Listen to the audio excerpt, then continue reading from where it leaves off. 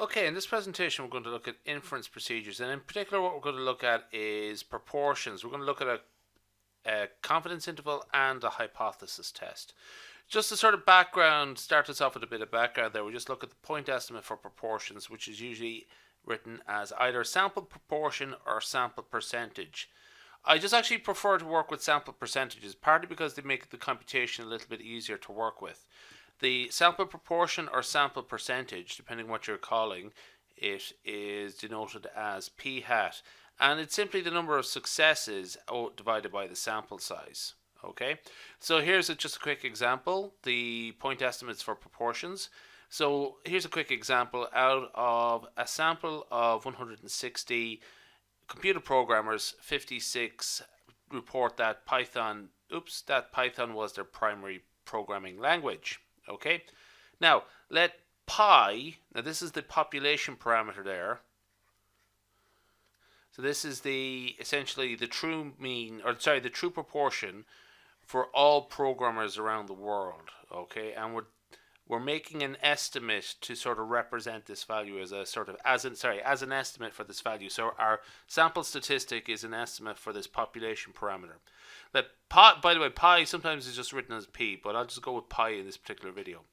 Let pi be the proportion of all programmers in the world who regard Python as their main programming language. What is the point estimate for pi? So p hat is the point estimate for pi. So we don't know what pi is, so our estimate for it is p hat, and it's x over n, which is the number of successes out of the sample size. So we have 56 people who use Python out of 160. Expressing that as a percentage, that is equal to 56 divided by 160, and as a percentage that is 35%. Actually, that should be 56 divided by 160 multiplied by 100 to be absolutely correct, but I think you get the idea. It's 35%. Now, so if you want to express that as a proportion, it's simply 0.35, and that is equally valid. But if you go with proportions or percentages, both are fine, but just be consistent the whole way through. So moving along, the confidence interval for a proportion. Now, so referring back to that previous example, compute a 95% confidence interval. There was a bit of text there in the middle that I just removed from this video. Recall that p hat equals 35%. Now, the first thing we have to do really is, well, we don't have to do it straight away, but it'll sort of help us in the long run. We have to determine the quantile. Now, we're going to use this both as the quantile for building our confidence interval, but also as a critical value later on. Now, typically with proportions, the sample sizes are in fact, nearly all must be greater than 30, which is large sample size. Okay. 30 is the threshold that is commonly used in a lot of statistics courses I'm familiar with, but if sometimes it's 50. The key thing though is that it's a large sample size, okay, and that's pretty much always the case when you're dealing with proportions. In that case, so that the quantile is going to be 1.96. Now, if you're not familiar with this, where this 1.96 comes from, I think you're going a bit too far ahead, okay? So if you're not familiar with where this 1.96 comes from, or don't see the connection between that and 95%, I think just backtrack a bit and just go over quantiles and so on, and the standard normal distribution, okay? I just skipped ahead there. I'm going to go back a second and look at this. Standard errors for proportions.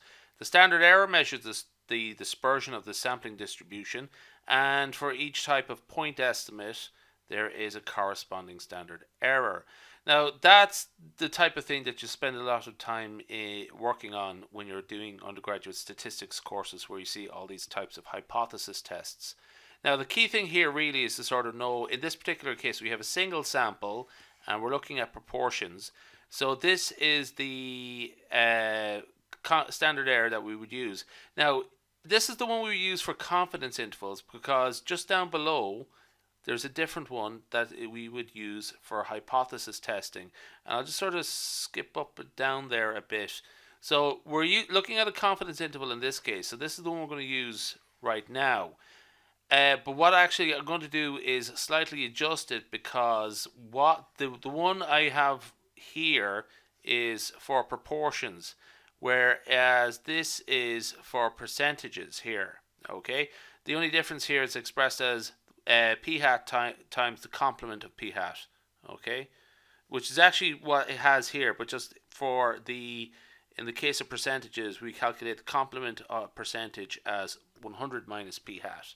Okay, so the complement of 35% is 65%. The complement of 0.35 is 0.65. Okay, that's it. That's the only sort of thing to consider. Now, for hypothesis testing, just actually a remark, we would use p hat in this case.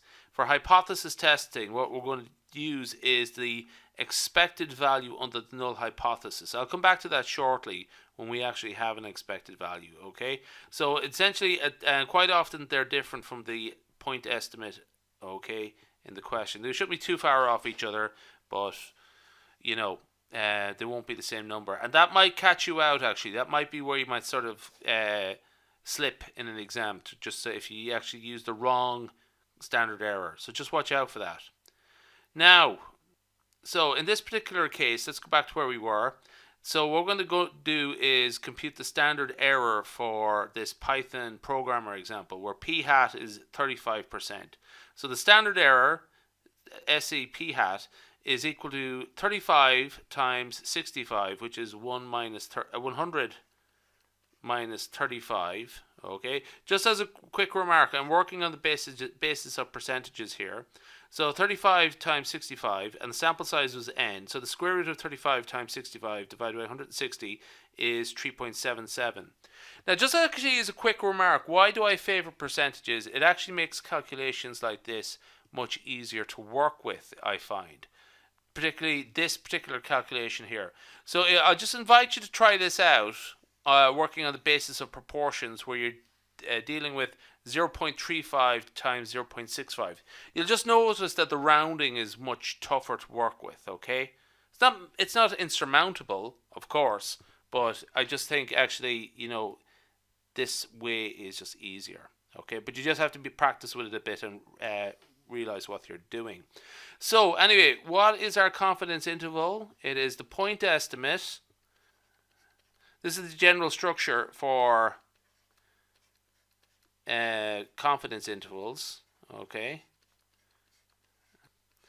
so it is the point estimate plus or minus the quantile times the standard error. Okay, so that is our point estimate, 35%. Quantile is 1.96. Our standard error is 3.77. So that is 35 plus or minus 4.7, and that gives us an answer of 27.6 to 42.4%. Okay, so just moving on quickly, what we're going to do here is just to sort of complement that with a hypothesis test. So I'm going to go through this very quickly. It's actually the key thing here is actually just demonstrate the other standard error. So I'm just going to go through the hypothesis test part of this very, very quickly. Suppose we want to test whether or not the true proportion of programmers using Python as their main programming language, is 40%. So what we would do is express the null and alternative hypotheses as follows. H0 is the null hypothesis. Pi is equal to 40%. Okay. And H1 is the alternative hypothesis, that it's not equal to 40%. Just as a remark, that's a two-tailed procedure. Okay.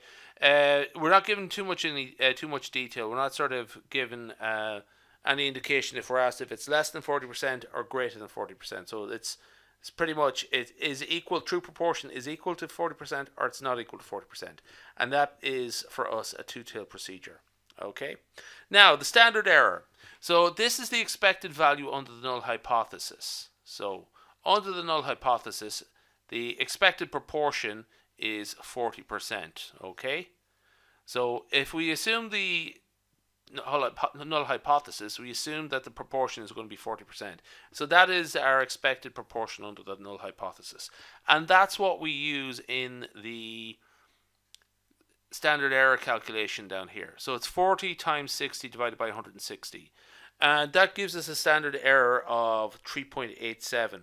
Okay, when we get the square root of that figure there, and that's close enough to the standard error for the confidence interval, but you notice the difference. It was 3.77%.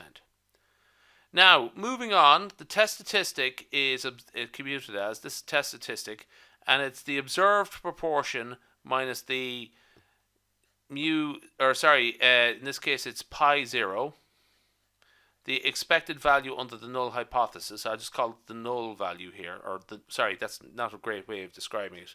The expected value under the null hypothesis is a bit of a tongue twister, divided by the standard error. So that's 35 minus 40 divided by 3.87, and that gives us a test statistic of minus 1.29. Now, the critical value here is 1.96, and again, if you're not familiar where this is coming from, you've gone a bit too far in advance. This is, sorry, actually, I should state, we are working on the basis of a 5% significance level, okay? That's something I probably should have stated. That's usually very typical of undergraduate statistics courses. Not in the real world, but just for the sake of making one thing sort of fixed and consistent, just to make life easy in undergraduate statistics courses, 5% is usually used, okay? Not in the real world, of course, okay?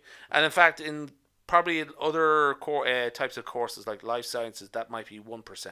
But, we'll just go with that for the time being. Okay, so the decision rule: is the test statistic greater than the critical value? No, we fail to reject the null hypothesis. Not enough evidence to contradict the claim that the true proportion is 40%.